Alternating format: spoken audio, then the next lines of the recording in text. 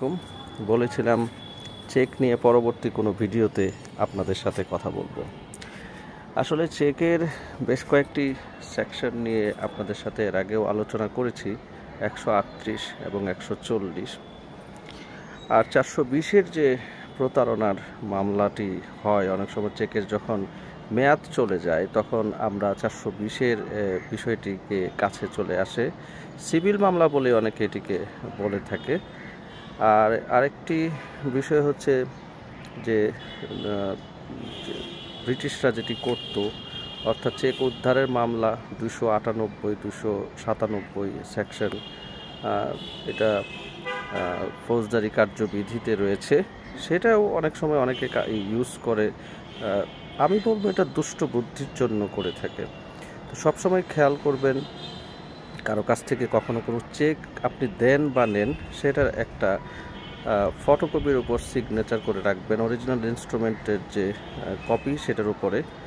Agreement আপনার থাকুক বা না থাকুক, এটি আমি বারবার মেনশন করছি, এগ্রিমেন্টটা খুব একটা গুরুত্বপূর্ণ না। কারণ হচ্ছে এগ্রিমেন্ট আপনার লাগবে এমন কিন্তু না। আর সবচেয়ে বড় কথা হচ্ছে যে আমাদের দেশের প্রেক্ষাপটে ডকুমেন্টেশনটা খুব গুরুত্বপূর্ণ। তো আমি বলবো আপনাদেরকে যে সবসময় যে কোম্পানির এগেনস্টে বা যে প্রতিষ্ঠান বা যে পণ্যের এগেনস্টে আপনারা করছেন, লেনদেন করছেন, সেটিকে ক্লিয়ার করে রাখবেন। মনে রাখবেন যে আপনাদের সামান্যতম যে ডকুমেন্টেশনের যাতে কোনো ঘাটতি না থাকে। আর ফাইলিং প্রসেসটা আমি দেখেছি যে বিভিন্ন প্রতিষ্ঠান এবং কর্তা ব্যক্তিরা ফাইলিংয়ে গ্যাপ রাখেন, সেটা রাখা যাবে না। মনে রাখবেন আপনার ফাইলিং হতে হবে পুঙ্খানুপুঙ্খ। আর চেক ব্যবস্থাপনায় আরেকটি গুরুত্বপূর্ণ হচ্ছে চেকটির যে তারিখ থাকে, সেটি যদি পিডিসি থাকে, সেটি অবশ্যই মেয়াদের আগে আপনাকে জমা দিয়ে বাউন্স করিয়ে কেস করতে হবে। লিগেল নোটিশের সাথে যে সম্পর্কটা আমি একটু ধরিয়ে দিচ্ছি আপনাদেরকে।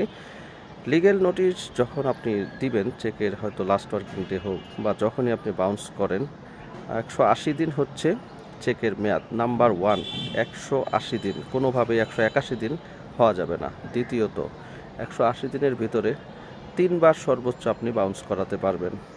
3 নাম্বার, লিগেল নোটিশ আপনি যখন করবেন তার 30 দিন পরে আপনি অপেক্ষা করবেন সে কোনো সেটেল করে কিনা। তারও 30 দিন পরে আপনি মামলা করার প্রস্তুতি নেবেন। সব মিলিয়ে আপনি 90 দিন পর্যন্ত একটা চেকের বিষয়ে সেটেল করতে পারবেন অ্যামিকেবলি। পরেও করা যায়, পরে কোর্টকে অবহিত করতে হবে। আর বেশি বাড়াচ্ছি না, পরবর্তী ভিডিওতে আরও জানাবো। ধন্যবাদ।